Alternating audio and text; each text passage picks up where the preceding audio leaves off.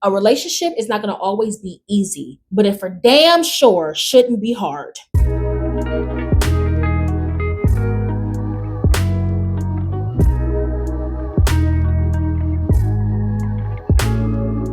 Hi. What is up, society? It is if I want to be influencer and sovereign koi. And welcome to our very first ADHD video. Oh my gosh, y'all. If y'all watched that video week before last week, then y'all would know that we are going to be changing up our niche. We're going to be doing ADHD inspired content, and it's going to be a good one. If you read that title, you already know we're going to be talking about ADHD and relationships, baby triggers, overstimulation, all these crazy things. So let's just get right into it. Before I start the video, guys, I just want to put this quick disclaimer. I am not a therapist or a psychiatrist, and this is not any type of therapeutic advice. I am just an ADHD girly who has been diagnosed since she was 5 years old. So I've had 18 solid years of learning how to navigate the world being a neurodivergent. So these are just my personal tips and tricks of how I'm able to manage life a little bit better, because the world is made for neurotypicals. So it's been really, really hard for a lot of my babies out there. And I know that you guys are probably just looking for anyone to try to help you out. And hopefully my quick little tips will be able to help you. So let's just get right into the video. So jumping right into it, okay, we're gonna get right into the nitty gritty, okay? Why you don't got no Valentine this year, baby? Number one, you're ignoring your triggers, okay? What do I mean by that, okay? You are not buying the right products that help you get past overstimulation. You are not speaking up for yourself, telling somebody when you're overwhelmed, right? You're not basically creating a bubble for you to be able to feel comfortable. And that can be anything that is triggering. I know for me, anything that's involving texture that I have to touch it, or like loud noises really trigger me, or smell. I'll highlight smell first because that is the one that probably gets me the most.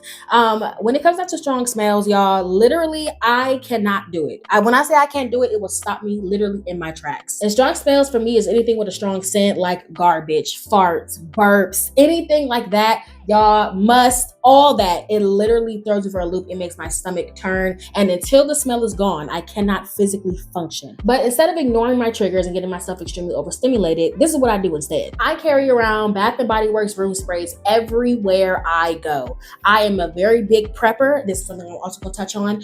I carry around 2 because just in case one runs out, I have another one. Having those room sprays has literally brought my smell trigger down by almost zip.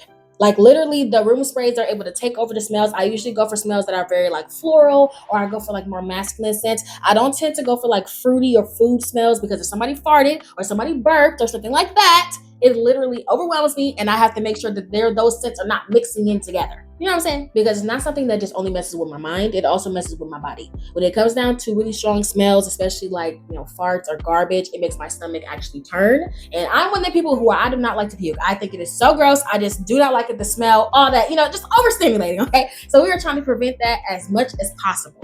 Another one of my well-known triggers is anything that's like texture-wise, right? So for instance, I don't like touching wet things, okay? So if you, if you wash your hands and you don't dry them, and then you go and touch a doorknob, and you do not tell me that you touched the doorknob, and then I go and touch the doorknob and there's water on my hands, this will literally be me.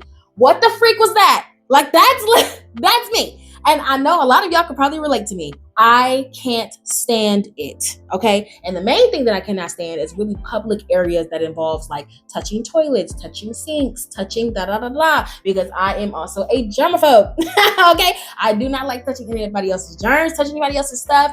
Can't freaking do it. So what do? I carry around some Lysol with me, and I also carry around some tissue as well. So if something is wet and I don't have anything else around me, or if there's something that I just think needs to be disinfected before I sit, I'm able to do that, and it has helped me tremendously on minimizing my overstimulation and my triggers. When you have triggers and you ignore them, it kind of breeds this, I don't want to say meanness in you, but it really has you, at least with me, it makes me very irritable. It makes me very snappy. I don't feel comfortable. I'm overstimulated. I just want to go home. Like my whole mood can be altered. So I have to make sure that I'm prepared for those things, because if I don't, I'm not gonna have a good time anywhere I go. You can't do a lot about sound unless you wear AirPods all day or just like any type of headphones. But I mean, the best that you can do is try to avoid as many loud noises as possible. So find quiet spaces, maybe only hang out in small rooms, things of that nature. The sounds that usually get me are the ones that are kind of like abrupt and loud. So if somebody just screams out of nowhere, or like an explosion happens of some kind that I'm not expecting, that stuff sends a shiver through my entire spine, and that can be very overstimulating sometimes, mainly because I get the things that I like to call the shakes, and that's basically when my body starts to go into distress. I start to shake in my hands and in my legs, and then next thing you know, I'm having a full-blown panic attack because my body's like, what the freak is going on? So there's not really too many tips that I can have for that, except for just calming myself down. When I know that there's a loud noise, I kind of just soothe myself, quite literally like pet myself, or like, hold my hands and just say, it's okay, it was fine, it was just this. Even if you can't do it physically, maybe in your mind, it's okay, it was fine, it's just this. Or wear headphones if it's more like a loud crowd or something that is typically avoidable or that you can cancel out. The second part of that would just be speaking up. Guys, I can't stress this enough. When I say I can't stress it enough, I can't stress it enough. You have to speak up for your triggers. You have to, you must, I beg, please, God have mercy upon us, please. Like, you have to speak up. You have to. The way that I see it when it comes down to relationships, if you are not the person for me, then it's not going to work out. I always believe that a relationship is not going to always be easy. And that's including romantic, platonic, familial, it doesn't matter. A relationship is not going to always be easy, but it for damn sure shouldn't be hard. I don't care what nobody has to say about nothing. It should not be hard. If somebody loves you, if they care for you, if they really want to be in your life, you asking them to accommodate you, you asking them not to do things, or you asking them to do things that are not too outrageous, obviously, would not be a problem for them. I use myself as a perfect example. My besties know that I am very triggered around strong smells. It literally just, I have an immense reaction to it and all this other stuff. So what do my best friends do, or my family does? They'll either, if we're in a car together and they have to burp, they will roll the window down, burp, and then blow it out the window. You might think that's a lot to ask, but it's really not. Rolling down your window and not trapping that stench inside of the car with me, while I'm gonna literally have a dang panic attack in here. Like, me and my besties, we always have a great big laugh about it. Last time, I think my last bestie, Essence, she literally like burped, held it in her cheeks and like this, and then rolled the window down and blew it out. And I was just like, you should have just rolled the window down. Oh my gosh. But like, we have fun, jokey moments like that. And my best friends never make me feel like I am a burden, that I'm rude, that I'm nasty, or any of these things, just because they understand, okay, I don't want my best friend to be uncomfortable. I don't want her to feel overwhelmed. So I'll do this tiny little baby thing to keep everything going. And it never is nothing serious. The moment that the thing happens, it's gone.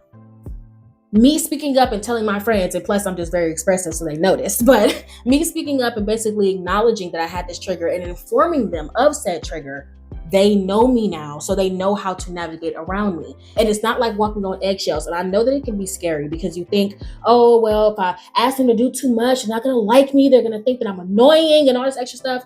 The way that I see it, if somebody loves you, you asking for something that small is not too much. And guys, I cannot stress this enough. It's not just in your personal life. You also have to speak up in your professional life as well. You're probably struggling and having a hard time holding down a job because you do not speak up for yourself.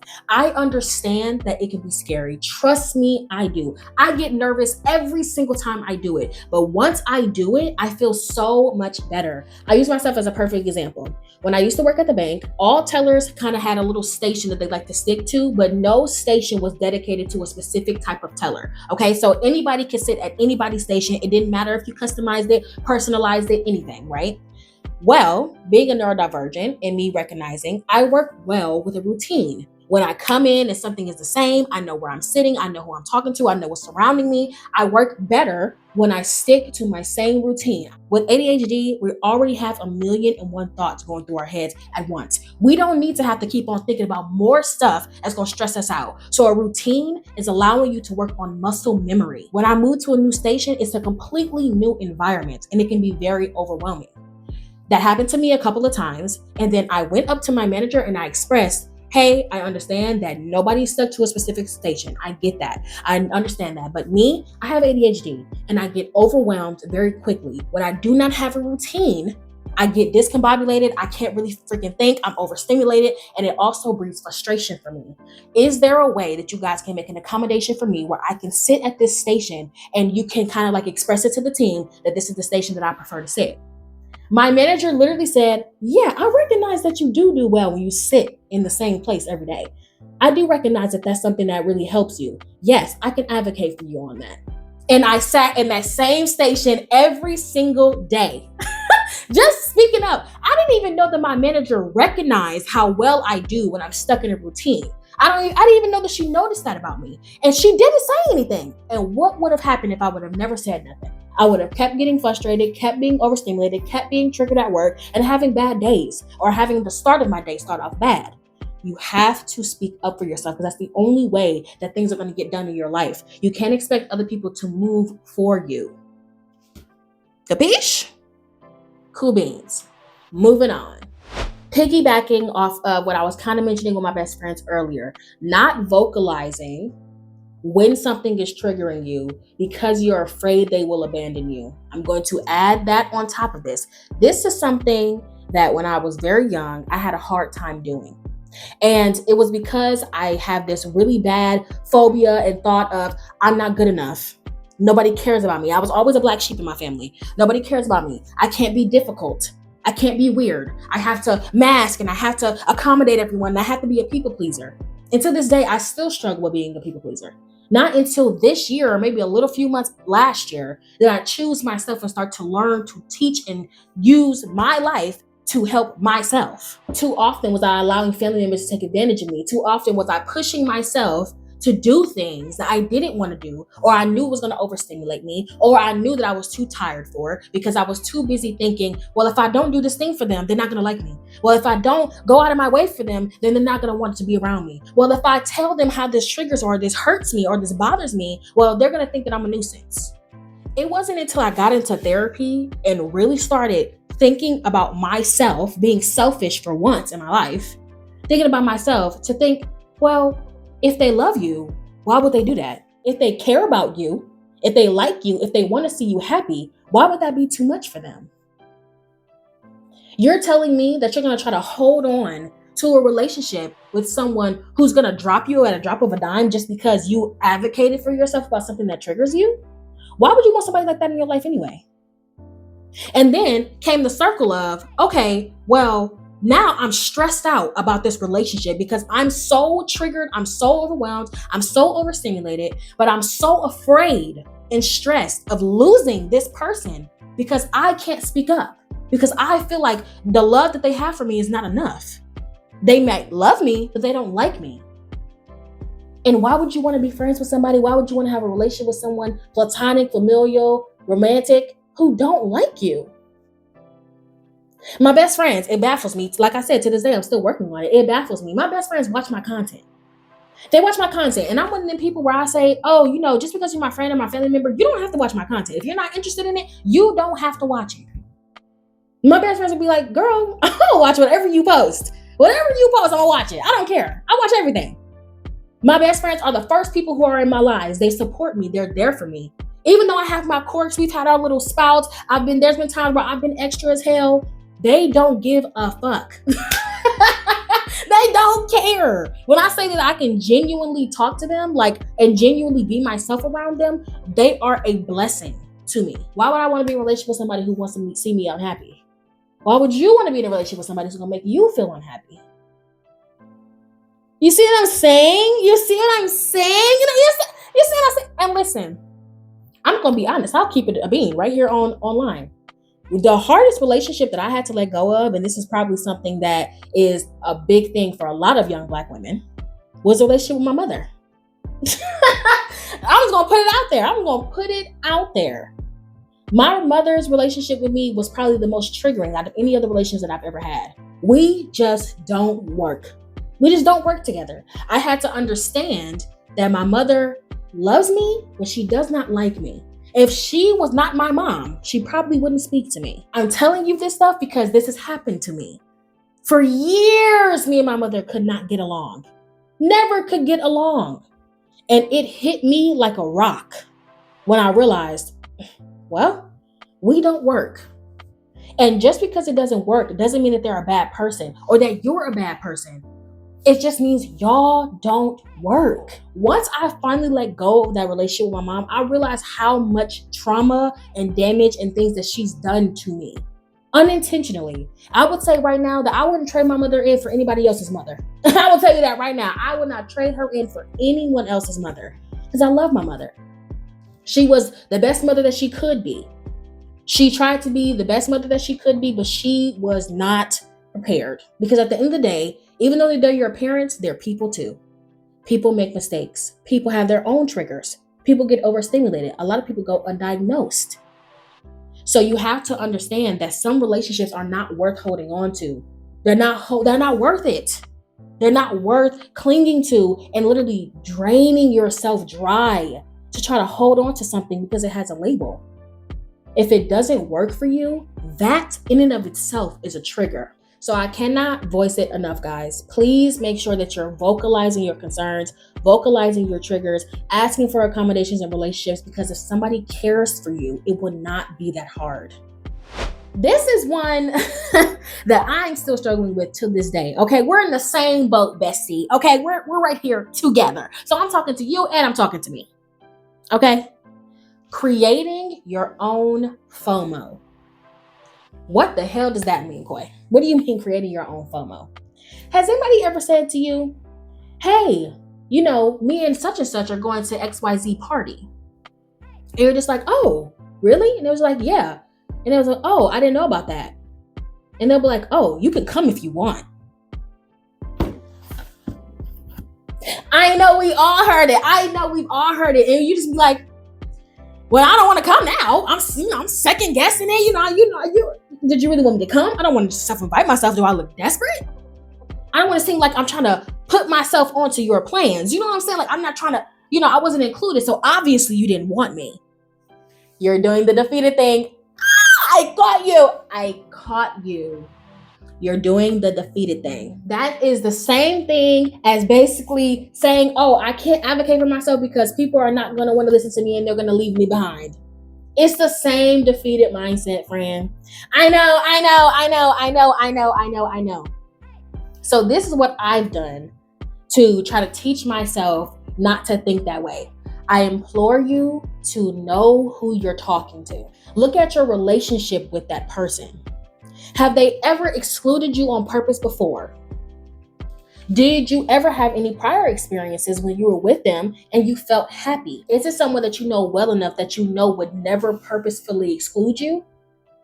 Are all those questions answered? Is it a good answer? Is it a yes? No, if they've never excluded you before, you know them well enough, they enjoy spending time with you, you have good moments every time y'all together. If they say, you can come if you want, they're not saying, well, we wasn't inviting you, so you can come if you want to, though. That's not what they're saying. They're saying, hey, if you like this thing, yeah, come along with us. We would enjoy it. We just thought that we liked it. But if you like it too, we would love to have you. I know, guys. I know. It gets us messed up. It's because our ADHD brains, because there's too many options up here. I bet your brain and you sound like this. Well, you can come if you want. Well, did she want me to come? I mean, now it seems like I'm kind of just putting myself on their plans and they didn't even invite me. And now I'm kind of being a burden. And what if I don't even like it? And they kind of think that I'm being weird. And what if I am weird? Okay, look, I'll probably just make her feel guilty. And now I think she thinks that I'm a terrible friend who thinks that she's purposely excluding me, but she's not purposely excluding me. Is she? Well, she didn't invite me the first time. She just mentioned it and didn't even say anything. But, well, if she's my friend, but then wouldn't she have told me? Well, maybe she didn't think you was interested. Well, when did I say that I wasn't interested? And then you get overstimulated and you're just like, no, it's fine. Even though you desperately want to go, you're just like, no, it's okay. It's fine. That's fine. It's fine. I'm sorry. Sorry about that. Yeah, I'm good. No, you guys have fun. I know. I see you, Bookie. I see you. Stop creating your own FOMO. Stop doing it. If they say you can come if you want, just go. Just go. Unless you know that that person is already vindictive, unless you know that that person doesn't make you feel good when you spend time with them, unless you don't know that person well enough, say it's a new friend or an acquaintance or a mutual of one of your mutuals. If it's not a relationship that you know well, then just test the waters. But I would say just go anyway. Just go anyway and feel the scenery out. You might go and still have a great time. You never freaking know. I would say build evidence first before you go assuming. Because if you assume, you make an ass out of what? You and me. So stop creating your own FOMO and go out and do that thing. And if you don't like the vibe, then you knew that your feelings was right. But if you never go, then you'll never know. Okay. Moving on. Now this one I know got us all in the chokehold, including myself. But the way I see it, I'm working towards it. So if I'm working towards it, I'm going to get there eventually. Boogie, get out of my business. Anyways, so stop trapping yourself in your overstimulation. If you know that something or something similar is very triggering, or something that sends you into anxiety, panic attack, outer space, don't do it to appease other people. I get it. You're trying to fit in. You want to be normal. You want to be understood. You don't want to be ostracized. I get it. I truly, truly do. But if you trap yourself in something that you know is not going to be good for you mentally, do not do it. I beg you. Please. For me. And I'm talking to myself as well. For the children. A perfect example for me, right? I love heights. Okay? Heights that don't move. Once again, heights that don't move. Meaning, I will stay on the 45th floor of a condo, but I will not get on a roller coaster. But I have found myself one too many times putting myself in situations to go on roller coasters, go on water slides, do overstimulating things to appease other people because I don't want to ruin the mood. I don't want to be the weirdo. I don't want to ruin the vibe or whatever. I don't want to be the oddball out. But I've done it for the people that I love because I feel like, oh, well, if I don't do it, they're going to think that I'm bogus. If I don't do it, they're going to think that I'm just trying to bring the party down. When no. As a matter of fact, what's going to bring the party down is if I have a panic attack in here. Let me give you a brief story time. My little sister is a big adrenaline junkie. She'll say that she's not, but she is. She loves water slides, roller coasters, crazy things. She loves all that stuff, okay? There's only so many water slides that I can take. There's the kiddie roller coasters I can get on, like the ones that's for the small kids, okay? I don't care. I'm a wimp, right? I can do those. But really big slides, crazy big drops, not my thing. Now, for her birthday last year, we went to Great Wolf Lodge. And if you do not know what Great Wolf Lodge is, it's just a very large indoor swimming pool. Now, this wasn't my first time being at a large indoor swimming pool, but the first time in my adult life. So we got there. It was already chaotic. When I first got there, I could tell that there was a lot of people. Now, I don't do terrible with crowds. I'm pretty okay with crowds for the most part, as long as people are not too much up against me and people are not constantly bumping me and touching me. I'll be okay. I looked at the pool and I can already tell that it was a lot of people. I'm looking around, I'm looking through the glass, and I'm just like, okay, got a lot of people in here. Okay, fine. It was already overbooked. They were over capacity, right?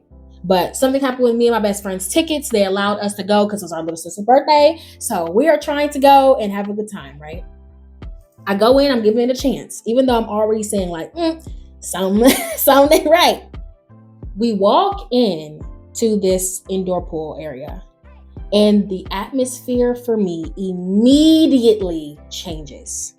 Immediately. We go from nice smelling fresh air to a nice cool temperature. Also, when I get too warm, I get overstimulated. But it was a nice cool temperature outside in the lobby. Okay, it wasn't too bad out in the lobby. The moment that we stepped behind that glass, instant humidity. The air was no longer fresh. It smelled like must and people.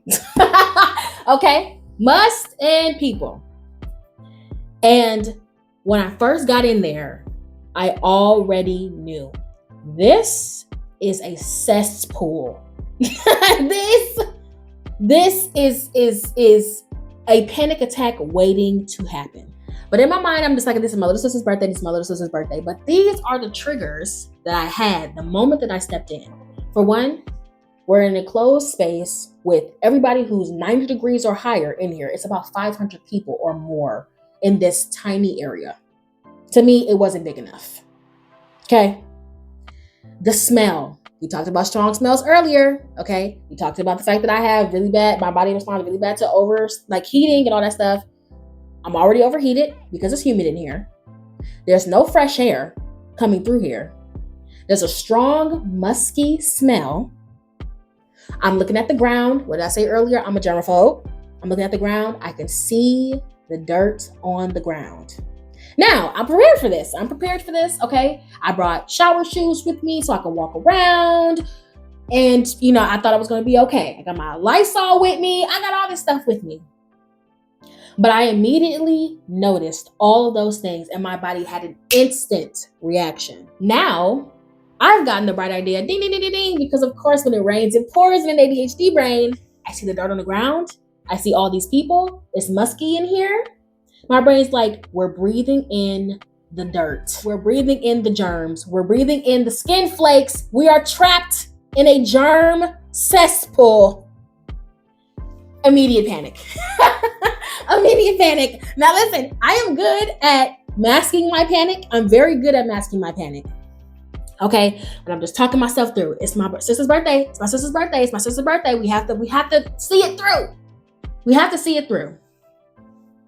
Okay.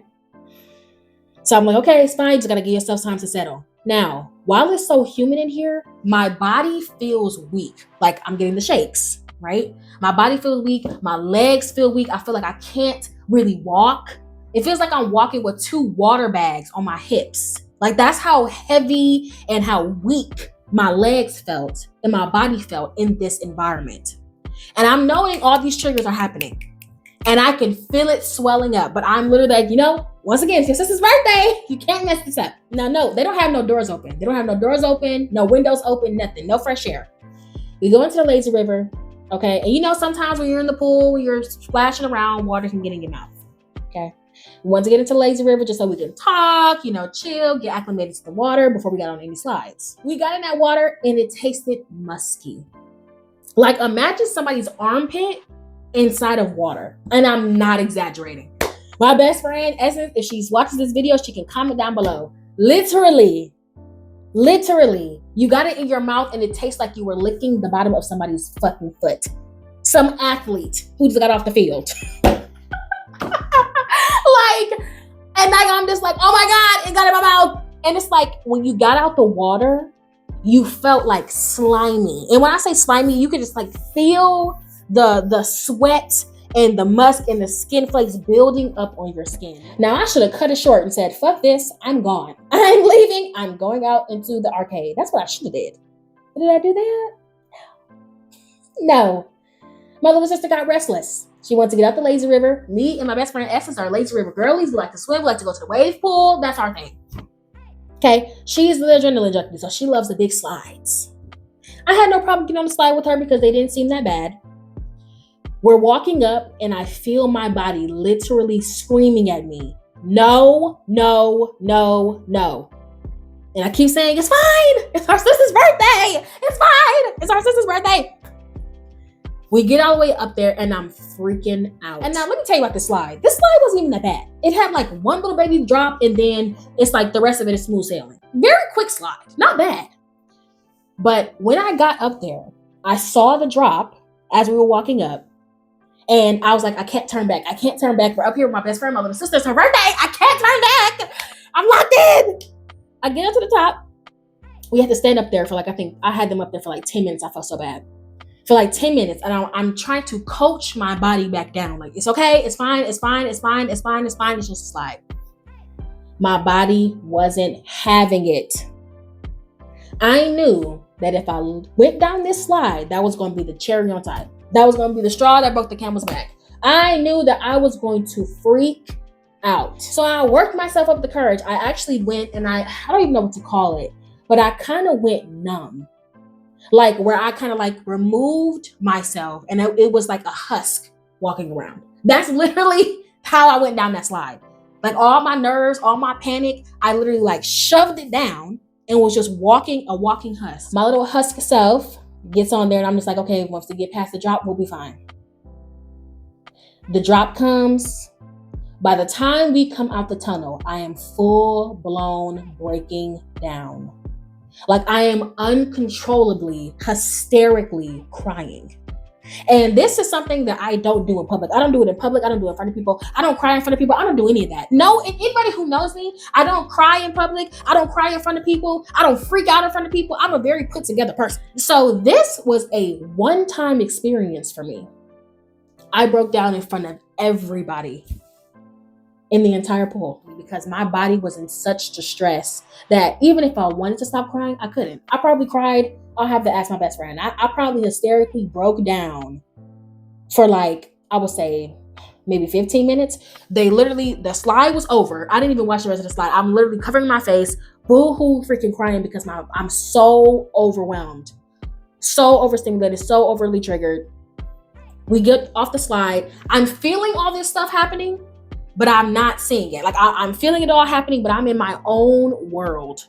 My best friend is doing the best she can. She's on the back of me. We have the double tube. She's trying to rub me. She's trying to get out the thing. She's trying to console me. Like she's trying to do everything she can. I'm hearing people being like, oh, is she okay? Like all these things. I feel us get pushed into the lazy river, y'all, when I said that I cried probably for like a good 10, 15 minutes hysterically because my body was like, what the hell did you just do to us? You want to play games? You like to play stupid games? Win stupid prizes.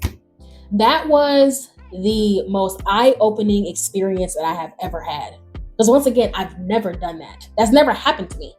Ever. Because I'm pretty good at advocating for myself and taking myself away from bad situations or knowing how much I can take. I knew how much I could take and I knew it was coming. I just took the risk anyway. I did it anyway. Because I didn't want to ruin my sister's birthday. And you know what the funny thing is? My little sister already told me. She was like, just go down the slide. Just go down the stairs. Not the slide. Go down the stairs. Go down the stairs. Just go back down. I'll be fine. And I was just like, I did not want to do it. And what did I do? Ended up ruining her birthday. I ended up ruining it anyways. After that experience, my body had a freak out. I was able to recompose myself. I was able to get myself back right. I was okay. I tried my best to enjoy the pool as much as I could, but after that, and then the musky smell and the nasty taste in water and all that stuff, I was over it. In that moment taught me that I can't ever do that to myself ever again. Ever again. I can't consider what other people's problems are, how they're going to feel. I need to worry about how I'm going to feel. So even though I failed myself in that beginning moment, I told my sister, I told my best friend, I'll tell anybody, I will never do an indoor pool, at least to that caliber, ever again. I can go to a little YMCA when there's maybe one or two other families there and we're evenly spread out and everybody got enough oxygen. But something like that, you're never going to see me do that again, ever. And I implore you not to do what my dumb ass did and end up in my situation. Okay? Because it was a hard, embarrassing, sad lesson to learn. Moving on. All right, y'all. For this last one, I know that you hoes is doing this. I know that y'all are doing this. I know that y'all are doing this. Okay? Not just my girly pops, my boy pops too. Okay? I know that we are all probably doing this, okay? Because we learn how to mask it very early on. Okay, we learn how to do it very early on. Stop trying to use your social battery while it's on the charger. I'll say it again. Stop trying to use your social battery while it's on the charger, okay? It's not your iPhone Pro Max, okay? It's not your freaking Galaxy S1247, okay? This is your body and brain telling you, I'm drained, let's go. What does that look like? Staying in the club and taking shots and doing drugs when you know that you are burnt. Trying to still be the life of the party and having fun and all this other stuff. And this is not me judging anybody, okay? Everybody deserve a little drinky drink. I don't personally agree with drugs, but that's what you want to do. Hey, do it if you're doing it recreationally. what's this word? I'm leaving this in. ADHD, oh my gosh, recreationally. There we go. Woo, recreationally. Anyway, ADHD brain, continuing. A lot of people think that they are extroverts or introverts, right? But a lot of us are ambiverts, which is basically the blend or the balance of the two. Where, you got this much extrovert in you, but then after that, baby, it's time to be locked up in the house. If I spent the last 6 hours out with my girls having a good time, okay, I need a good 4 days of rest time.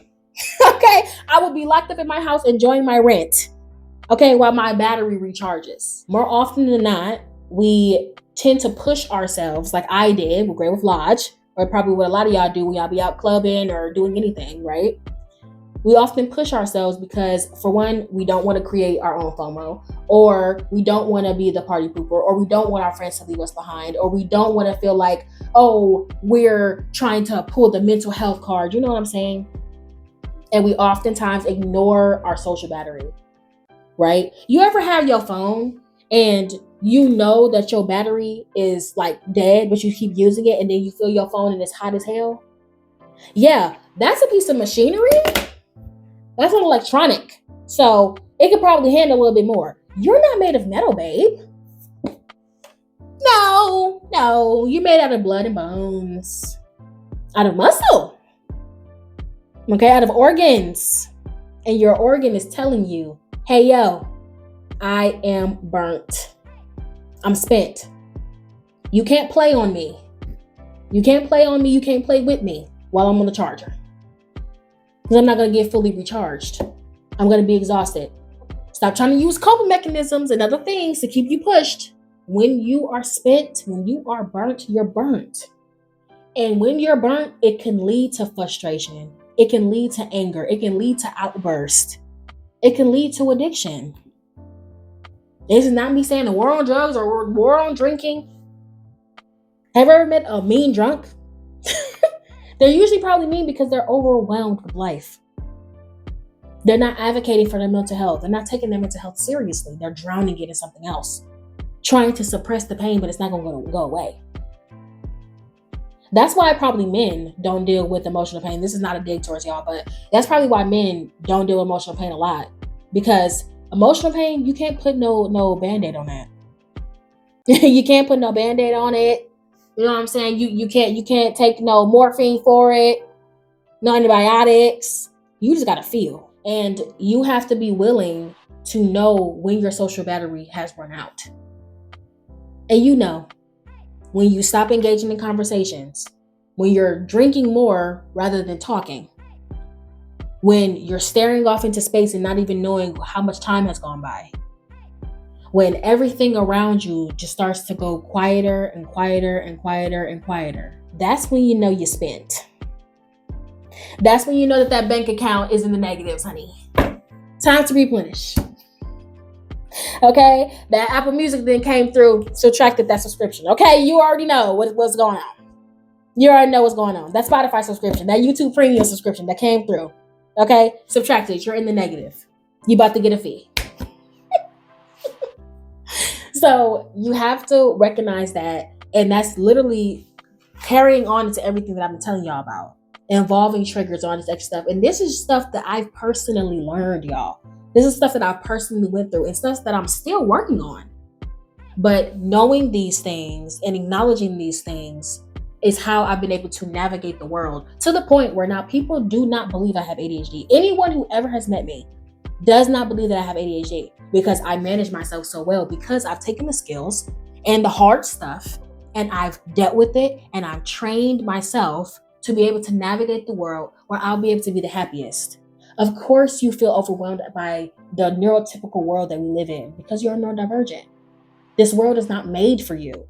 And especially if you're a part of a certain demographic, it's even harder. But instead of complaining about the circumstances, you got to make it work. You got to make it work. You have to. 1 in 400 trillion chance of you being born. 1 in 400 trillion. You have to make sure that you are taking care of yourself. Okay? Moving on. All right, society. I hope that you guys enjoyed this video. I hope that these tips and tricks helped y'all. Please comment down below any stories that you guys have, or if you believe that anything that I shared today will help. I hope to make more videos like this in the very future. I'm enjoying this content so far, and I hope that you guys are too. But yeah, I love you guys very, very much, and I'll see you in the next video. Stay lovely. Take care of yourself. And try to put these tips in your life. It will help you in the end, I promise. I love you all so very, very much. Make sure to like, comment, and subscribe if you're new. Hi, I am Coy, your ADHD coach, your ADHD girlie, your ADHD big sis. So go ahead and subscribe, baby, because you know that you like me if you made it this far in the video. All right, guys, I love you very much, and I'll see you next video. Bye.